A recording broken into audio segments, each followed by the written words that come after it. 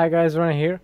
Today I'd like to talk you through my new machine, which is also very different from my previous ones or my current ones that you already know, in two ways basically.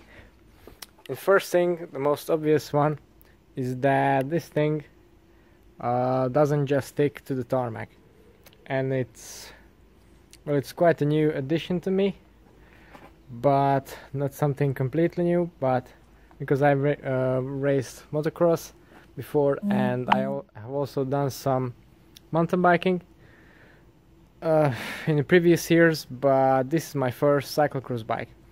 And the second thing that this bike differs in the ones that I already own and race is that it's not a super high-end Gucci build with everything maxed out in it.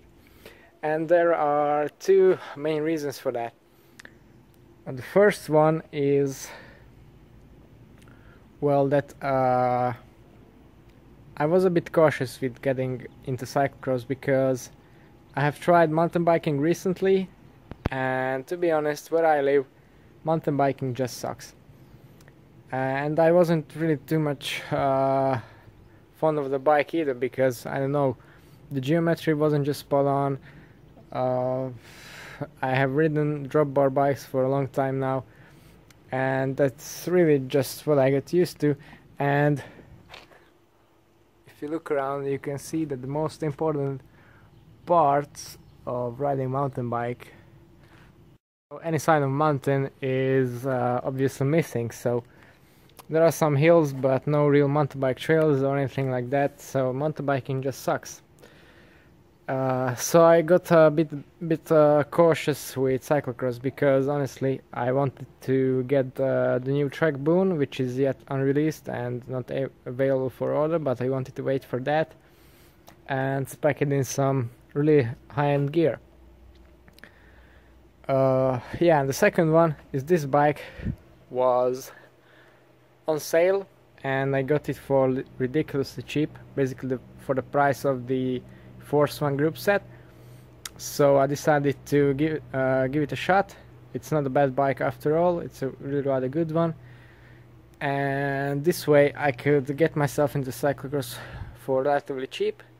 I could try it out, and then if I really like it, then I could get another high-end bike like my other ones and sell this one.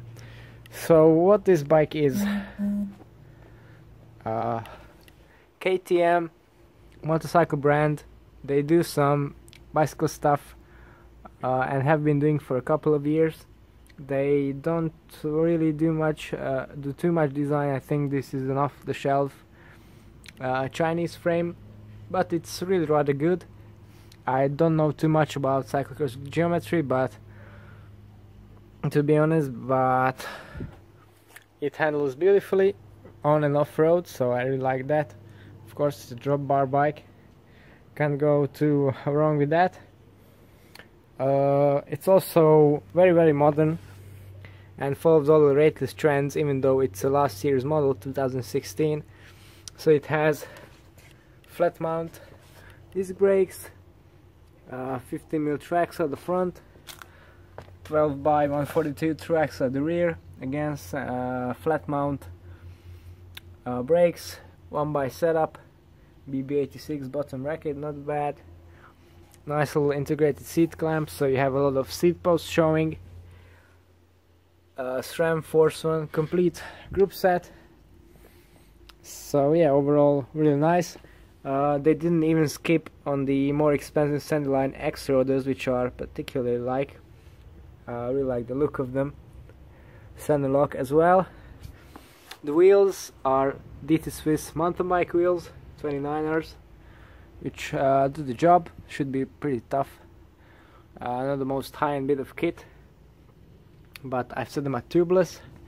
This bike comes as stock with Schwalbe's cross tires, which are really, I think, mud tires to be honest, so I decided to switch them for these WTB Exposure 34s, which are quite a bit wider and a lot more road or gravel oriented. I think now for the summer I would just wear the knobbies off the mud treads, so this one will be much more appropriate for the riding I do right now.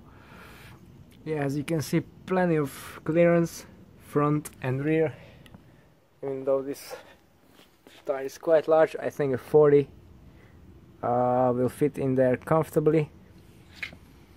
One thing I didn't really understand with the spec is they have spec'd 46 tooth front chainring, and this one my setup. Yeah, that's very tall for a cross bike fan for riding. You do on this kind of bike, so I think that's yeah, not really good. I took that off, put a 40 on it. Now it's perfect. 1136 cassette. This is not actually the one that came with the bike. This is the one I have used on my turbo trainer, so I kept the one that came with the bike brand new. Yeah, chain wise, I also took off the standard chain. Didn't really have yet time to wax it, so I've put on a chain that I've waxed previously, so I don't really mess up my new drivetrain. This is a size 52, so quite small, but this is the only one they got on sale, and it fits me quite well. I can get in a really aggressive position. One problem I have, it's a bit too short. Well, my Madon's position is extremely long, so that's why. This would be, I think, considered normal for someone at my height. So yeah, for handling wise, it's okay. Yeah, the cranks 170mm in this size, so that's good. That's what I use on my other bikes. Pedals, I put some XTR mountain bike pedals on there. They look a bit off with this trail oriented cage, but as I said, if I'm going to like this kind of riding, then I'm going to invest a bit more, maybe get some Crank Brother candies or egg beaters or some lighter weight pedal. I was even thinking about the Speedway scissors, but I don't know. If you have any suggestions for the best cyclocross pedal, then please do let me know in the comments below. Saddle wise, I have removed the stand. Well, it's never was actually mounted, but the saddle that came with the bike, I didn't really even check it.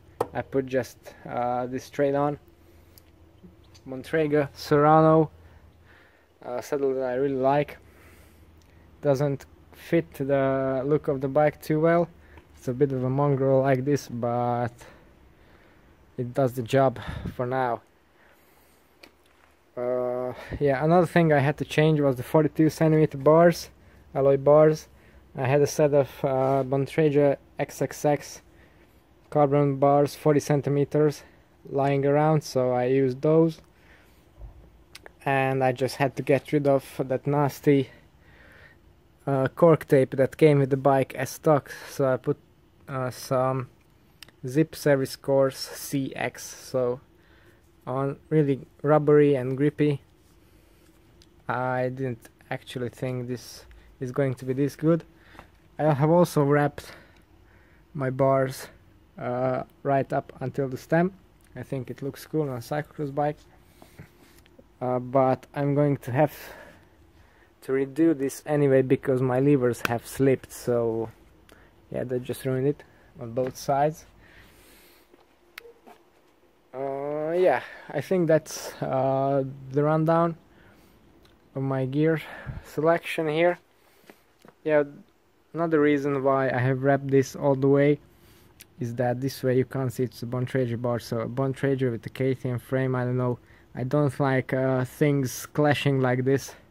Normally, same for the Shimano pedals and the SRAM drivetrain and the saddle. Yeah, these things quite, well, I find this quite irritating, but I really just want to try if this bike suits me or this kind of riding suits me. So for now it's going to stay like this, even though it's putting a huge pressure in my OCD zone.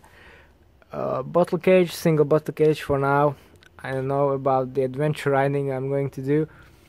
Yeah, I know that on a cyclocross bike it should be here, but yeah, that's just another one of the things I'm yet to figure out. Okay, yeah, this is my newest addition to my garage, and I'm really looking forward to fooling around on it and do some off-road stuff, some adventure riding as well. I'm going to have 2 or 3 weeks off from racing, so no races coming up now, so I'm going to have plenty of time to do that. If you're interested in my further findings, then don't forget to tune into my channel and subscribe. That's all for today. Thanks for watching, and see you next time.